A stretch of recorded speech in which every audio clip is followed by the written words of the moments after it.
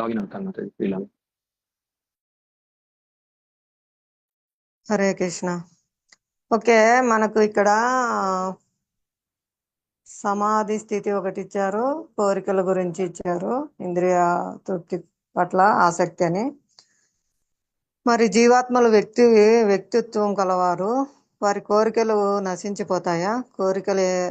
కోరికలు ఉంటాయి కదా వ్యక్తికి, వాటి గురించి ఎవరైనా చెప్తారా?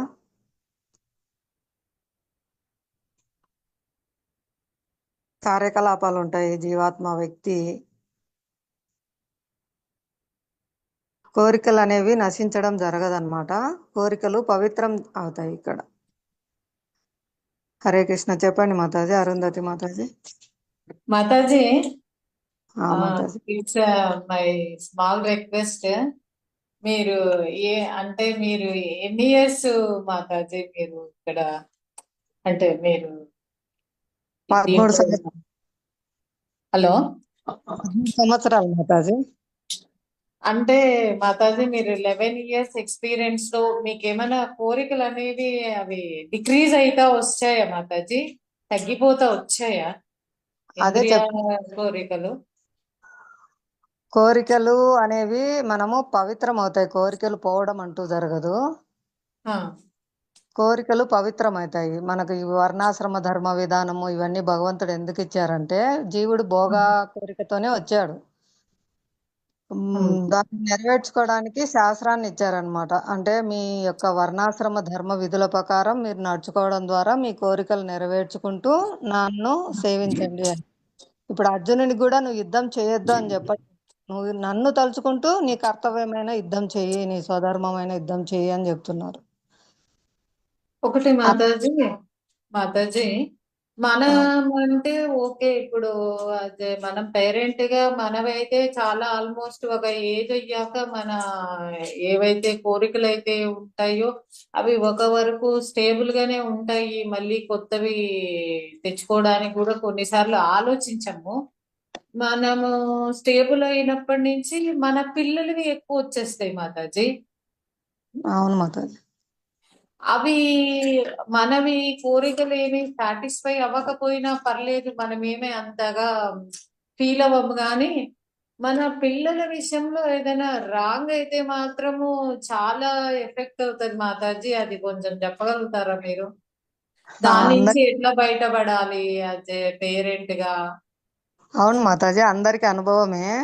ప్రభుజీ చాలా సార్లు చెప్పారు. ఇప్పుడు నేను డాక్టర్ కావాలనుకున్నాను, నేను కాలేకపోయినాను, నా బిడ్డను డాక్టర్ చేయాలనుకోవడానికి ప్రయత్నం చేస్తాను. అంటే నా బిడ్డ నా ఇంద్రియ తృప్తి నెరవేర్చుకోవడానికి ప్రయత్నం చేస్తున్నాం. చాలా ఉదాహరణలు చెప్తారు. నేను మంచి అంటే బట్టలు ధరించలేకపోయాను, నేను ఏదైతే పొందలేదో అది నా పిల్లలు పొందాలి అని వాళ్ళ మీద మనం వాళ్ళ ద్వారా మన ఇంద్రియ ప్రీతి కోరికలు నెరవేర్చుకోవడం లాంటివి చేస్తారు అని చెప్తారు. అంటే అది ఒక ఇంద్రియ ప్రీతి అనమాట. అప్పుడు ఈ కృష్ణ చైతన్యంలోకి వచ్చిన తర్వాత మనము అసలైనది ఏంటి అనేది మనకు అర్థమవుతుంది. కాబట్టి మన కోరికలు పవిత్రం అవుతాయి. అంతకుముందు ఆ మోడర్న్ డ్రెస్సులు అవి ఇవి ఒకవేళ తెచ్చే వాళ్ళు అయినప్పటికీ కూడా మనం శాస్త్రం ప్రకారము స్త్రీ ఎటువంటి దుస్తులు ధరించాలి, పురుషుడు ఎటువంటి దుస్తులు ధరించాలి, అలాంటి సంస్కృతి మనం కోల్పోతున్నాము. ఇవి కూడా మనకు అవగాహన వస్తాయి అన్నమాట. అంటే ఇంద్రియ తృప్తి కోరికలే అక్కడ పవిత్రం అవుతా వస్తాయి. కేవలం ఒక డ్రెస్సింగ్ సెన్స్లోనే మనకు కోరికలు పవిత్రం అవుతా వస్తుంటాయి. అంటే ఒకటి ఉదాహరణ తీసుకుంటే అలా ప్రతి దాంట్లో కూడా మనకు కోరికలు పవిత్రం అవుతా వస్తాయి. ఇన్ కేసు ఇందాక చెప్పుకున్నాం కదా, ఎంత పెద్ద స్థాయికి వెళ్ళినప్పటికీ కూడా ఇది ఈ శరీరంతోనే వదిలిపెట్టి వెళ్ళిపోవాలి. ధనం కానీ పదవి కానీ అది ఒక మామూలు భక్తి జీవితం లేనప్పుడే మీకు మీ అనుభవం ద్వారా ఎవరి పరిస్థితి అయినా ఇంతే కదా, మన పరిస్థితి అయినా ఇంతే కదా, ఎంత సంపాదించినా అనే ఒక రియలైజేషన్ కలిగిందనమాట. అంటే ఈ దుఃఖాలయము ఇది అశాశ్వతము అనేది అర్థమైందనమాట. అప్పుడు మన ఆటోమేటిక్గా మీ ఇంద్రియ తృప్తి కోరికలు కానీ ఏదైనా మీరు ఇంకా సంపాదించాలనుకునేది కానీ మీరే రెడ్యూస్ చేసుకున్నారు.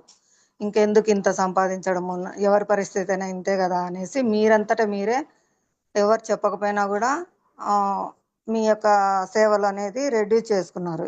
ఇంకా నేను ఏదైనా మంచిగా శాశ్వతమైన దానికి ప్రయత్నం చేయాలా, ఇవన్నీ ఇక్కడ వదిలిపెట్టిపోయేటే కదా అనేసి అలా క్రమక్రమంగా పవిత్రీకరణకు వస్తామన్నమాట. అది కూడా మనం పిల్లల్లో కూడా ఒకటేసారి ఎవరికి రాదు. మనకైతే ఎలా ఎక్స్పీరియన్స్ తో పొందామో అలా కూడా మనం వారి పట్ల కూడా వారికి వేసే డ్రెస్సు నేను నెరవేర్చుకోలేకపోయినా కాబట్టి వాళ్ళ ద్వారా తీర్చుకుంటున్నాను అనేది ఇట్లా విన్నప్పుడు అర్థమవుతుంది అనమాట. అయ్యో ఇది కూడా ఇంద్రియ ప్రీతే కదా, వాళ్ళు సక్రమైన మార్గంలో నడవాలి అనేది మనం అక్కడ పవిత్రమైన కోరికల వైపు మన మనసు వెళ్తుంది వారి పట్ల కూడా. అంటే ఇన్ కేస్ మనం తెలియనప్పుడు చిన్నపిల్లలకు డ్రెస్సులు తెచ్చేవాళ్ళము, కానీ ఇప్పుడు వాళ్ళంతట వాళ్ళే డ్రెస్సులు తెచ్చుకుంటున్నారు. వాళ్ళ యొక్క కోరికలు అక్కడ బయట పడతాయి కదా, వాళ్ళ యొక్క ఇండివిజువాలిటీ కూడా అక్కడ ఉంటుంది అనమాట. క్రమక్రమంగా బయటపడతాం మాతాజీ. అంటే భగవత్ సేవ పట్ల రుచి పెంచినప్పుడు భగవంతునికి నేను చక్కగా అలంకరించాలా, భగవంతుని మందిరం చక్కగా అలంకరించాలా, ఆ విధమైన కోరికలు పెరిగినప్పుడు ఈ పిల్లలకు చేసే వీరి వీరి వీరి అందం పట్ల కానీ, వీరి యొక్క వివాహం పట్ల, వీరి యొక్క భవిష్యత్తు పట్ల ఉండే కోరికలు కూడా పవిత్రమవుతా వస్తాయి.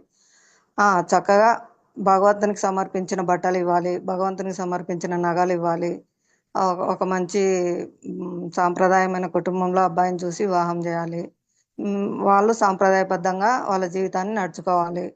అలా మన కోరికలు వాళ్ళ పట్ల కూడా కొంచెం పవిత్రీకరణ స్థితికి వస్తాయన్నమాట. అంటే మన ఇంద్రియ ప్రీతిని వాళ్ళపైన రుద్దకుండా శాస్త్రంలో ఏం చెప్పబడింది, ధర్మబద్ధంగా ఏం చేయాలి, మన బాధ్యత ఏంటి, అంతవరకు మాత్రమే వస్తాయన్నమాట. పద్మజ మాతాజీ కూడా ఎగ్జాంపుల్ తను అనుభవించారు తన అమ్మాయి పెళ్లిలో. చిన్న చిన్న విషయాలు కూడా నేనేమన్నా సరిగా చేయలేకపోయానా అని మాతాజీ బాధపడ్డారనమాట. లేదు, అమ్మాయి సంతృప్తిగా ఉంది, అందరూ సంతృప్తిగా ఉన్నారు, నేనెందుకు ఏమైనా తప్పు చేశానా, ఎందుకు సంతృప్తి చెందట్లేదు అని అంటే తర్వాత తను రియలైజ్ అయ్యారు. లేదు, ఇది కాదు, నేను చేసినంత వరకు బాగా చక్కగా చేశాను. మా ప్రభుజీ క్లాసులు వినిన తర్వాత అందుకు ఇవన్నీ ఆర్కెస్ట్రా డ్యాన్సులు, అమ్మా నాన్నలతో డ్యాన్సులు, అబ్బాయి అమ్మాయిలతో డ్యాన్సులు అలా చేపించి ఫోటోషీట్లు ముందే చేసి అవన్నీ అసభ్యకరంగా టీవీలలో అక్కడ ప్రొజెక్టర్ చేయడము, వాటిని చూసి ఆశీర్వదించడానికి వచ్చిన వాళ్ళు కూడా తిడతారనమాట.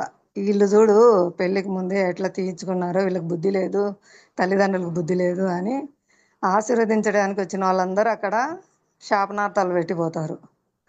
ఇవన్నీ తెలుసుకున్న తర్వాత ఇవన్నీ మనం చేయకపోవడమే మంచిదైంది. మనం చక్కగా పద్ధతి ప్రకారం చేసాము, మన పిల్లలు భగవంతుని దయ వల్ల మనం చెప్పినట్లు విన్నారు, నాకు ఇప్పుడు చాలా సంతృప్తికరంగా ఉందని మాతాజీ చెప్పారు. హరే కృష్ణ. ఇక్కడే ఉన్నారు పద్మజ మాతాజీ.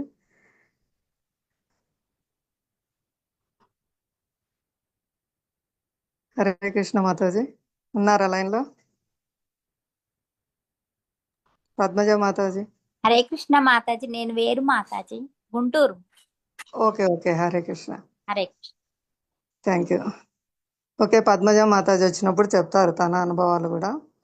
అలా కోరికలు అనేవి పవిత్రం అవుతాయి మాతాజీ. ఇంద్రియ ప్రీతి కోరికలే మనం ఎప్పుడైతే ఆచారాల ద్వారా వింటామో, మన శాస్త్రం మన ధర్మం ఏంటి అని తెలుసుకుంటామో, మనకు తీరనేటివి అలాంటివి మన పిల్లల మీద రుద్దకుండా కూడా మనం సాంప్రదాయబద్ధంగా నడుచుకునేదానికి మన కోరికలు అనేవి పవిత్రమవుతాయి. ఏమైనా ఇంకా చెప్పాలన్నా మాతాజీ? అర్థమైందా అరుంధతి మాతాజీ?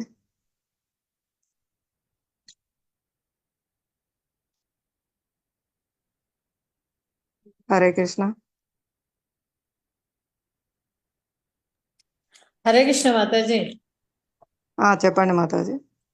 మ్యారేజ్ వాళ్ళ అలాంటివి నాకు కూడా పెద్ద ఇష్టం ఉండదు మాతాజీ. అవి మామూలుగా నేను ఇక్కడ రాకపోయినా అలాంటివి అయితే చేసేదాన్ని కాదు.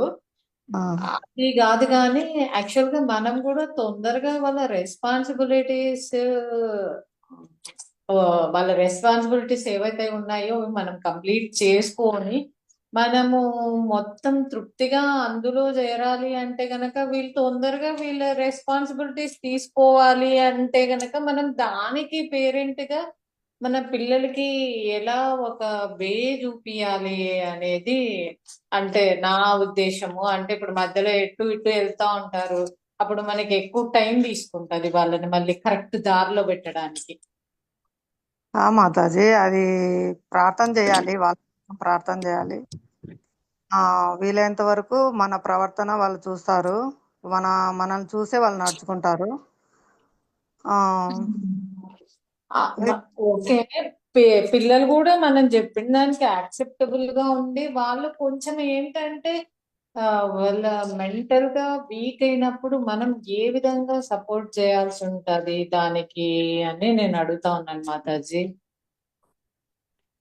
ఆ అదే మాతాజీ, మనం క్లాసులు ఎక్కువ వింటే వాళ్ళకి ఏం అవసరం, ఏం చెప్పాలి, వాళ్ళని చక్కగా నిదానంగా టెంపుల్ కి తీసుకెళ్లడం. మీరు తీసుకెళ్లారు కదా, అక్కడ వాతావరణం చూసి, ఆ కీర్తన చూసి వాళ్ళే ఆకర్షింపబడతారు. ఎక్కడ ప్రశాంతత అనేది దొరుకుతుంది మనకు అనేది క్రమక్రమంగా వాళ్ళకి అర్థమవుతుంది. వాళ్ళకి చక్కగా ప్రార్థన చేసి ప్రసాదం పెట్టడము, వాళ్ళు చక్కని ప్రసాదాలు తీసుకొని అలా టెంపుల్ కి వస్తూ అన్- భక్తి నాట్యంలో ఉంటే అంటే వాళ్ళ మనం సరే మాతాజీ, కొంత మా ఫ్రెండ్స్ అడిగారనమాట ఈ విషయం గురించి నన్ను. ఆ అందుకు నేను మిమ్మల్ని అడుగుతా ఉన్నాను మాతాజీ. అవును మాతాజీ, ఇది ఎంత కాబట్టి ప్రాక్టికల్ గా వాళ్ళని తీసుకురావాల్సిన అవసరం ఉంది. వాళ్ళతో చిన్న చిన్న సేవలు చేపించడము, వాళ్ళతో పూలు తెప్పించడము, పండ్లు తెప్పించడము, వాళ్ళ చేతితో కడిగి పెట్టించడము, ఆ చిన్న చిన్నవిగా వాళ్ళతో సేవలు చేపించడము, అలాగే వాళ్ళకి మంచి ప్రసాదాలు, నచ్చిన ప్రసాదాలు చేసి పెట్టడము, టెంపుల్ కి పరిచయం చేయడము. అలా వాళ్ళని క్రమంగా టెంపుల్ కి తీసుకెళ్తుంటే ఆ కీర్తనలో పాల్గొంటారు, వాళ్ళకి టేస్ట్ అనేది పొందుతారు అనమాట. అలా వాళ్ళు క్రమక్రమంగా మెంటల్ స్ట్రెస్ నుంచి అన్నిటి నుంచి కూడా బయటికి వస్తారు. ఇది ఏది ఒక్క రోజుతో సాధ్యమే కాదు, అది నిరంతర కృషి అనేది ఉండాలన్నమాట. అంటే చాలా మంది పేరెంట్స్ మా ఫ్రెండ్స్ అడిగిన క్వశ్చన్ ఇది మాతాజీ. అలాంటి టైంలో మనం వాళ్ళకి మెంటల్ గా ఎలా సపోర్ట్ చేయాలి మనము యాజ్ ఎ పేరెంట్? అంటే ఇప్పుడు కొందరు పిల్లలు ఏంటంటే ఇట్లా గుడికి రాకుండా ఉన్నప్పుడు వాళ్ళకి ఇంట్రెస్టింగ్ టాపిక్ ఏదో ఒకటి మనం వాళ్ళకి అట్రాక్ట్ అయ్యే టాపిక్ ఏదో ఒకటి చెప్తే గానీ వాళ్ళు మన సైడ్ డైవర్ట్ అవ్వరు. మాతాజీ, ఇది ఒక సైన్స్, ఇదేదో భక్తి అనేది మూఢ విశ్వాసం కాదు. ఆ ప్రాక్టికల్స్ అన్ని చెప్పాలన్నమాట వాళ్ళకి, ఎలా జరుగుతుందని. కొన్ని అట్రాక్టివ్ పదాలతో కూడా చెప్పాలి మాతాజీ. ఇది ఒక సౌండ్ థెరపీ అన్నమాట. నేను చాలా సార్లు చెప్పాను. సౌండ్ థెరపీ అనేది ఇప్పుడు మామూలుగా బయటకు వెళ్ళినా కూడా మనము ఆ, ఈ వైద్యం చేస్తున్నారు కదా, రకరకాల వైద్యాలు. సౌండ్ థెరపీ కూడా ఒకటి అన్నమాట. ఈ ఆ వేవ్స్ రకరకాలంటే చిన్న స్లోగా స్టార్ట్ అయిపోయి ఒక వేవ్ కు తీసుకెళ్తారనమాట. వాళ్ళది వినడం ద్వారా వాళ్ళ మెంటల్ పీస్ అనేది ఆ సౌండ్ ద్వారా వాళ్ళకు నియంత్రింపబడుతుంది. ఇది మనం ఇక్కడ ప్రాక్టికల్ గా చేస్తారనమాట. ఈ ట్రాన్సిడెంటల్ సౌండ్, హరే కృష్ణ మహామంత్రం. ఇక్కడ కూడా మనం స్లోగా స్టార్ట్ చేస్తారు, క్రమక్రమంగా స్పీడ్ పెరుగుతూ ఉంటది. అది మన పైన చాలా ప్రభావం చూపిస్తుంది. భౌతికమైన సౌండ్ కూడా కాదు ఇది. చాలా అద్భుతమైన, అంటే ట్రాన్సిడెంటల్ సౌండ్. ఇప్పుడు ఉదాహరణకు ఉదయమే మనం ఎర్లీ మార్నింగ్ ఒక మంచి మెలోడీ విన్నామంటే అది మన పైన చాలా మంచి ప్రభావం చూపిస్తుంది. రోజంతా ఆ మంచి మెలోడీ హమ్ చేసుకుంటూ మనం అంటే ఆ రోజు లీడ్ చేస్తాం ఏదైనా పనులు. అదే ఉదయము ఒకటి చెడు వార్త విన్నా, ఎవరైనా మనల్ని ఒక గొడవ పడి తిట్టినా మన మూడ్ ఆఫ్ అవుతుంది. లేదా మనం ఒక చెడు పాట విన్నాం అనుకోండి, ఏదైనా ఒక ర్యాంప్ పాట విన్నాం అనుకోండి, ఆ రోజు అంతా అదే నోటికి వస్తుంటుంది. ఏంటి ఈ రోజు ఈ పాట నోటికి వస్తుంది అనుకుంటాం మనం. అంటే మన చెవులు రిసీవర్స్ ఇంద్రియాల్లో చాలా ఎక్కువ యాక్టివ్ గా పనిచేస్తాయి అన్నమాట. ఉదయం మనం ఏదైతే వింటామో అది రోజు మీద ప్రభావం ఉంటది.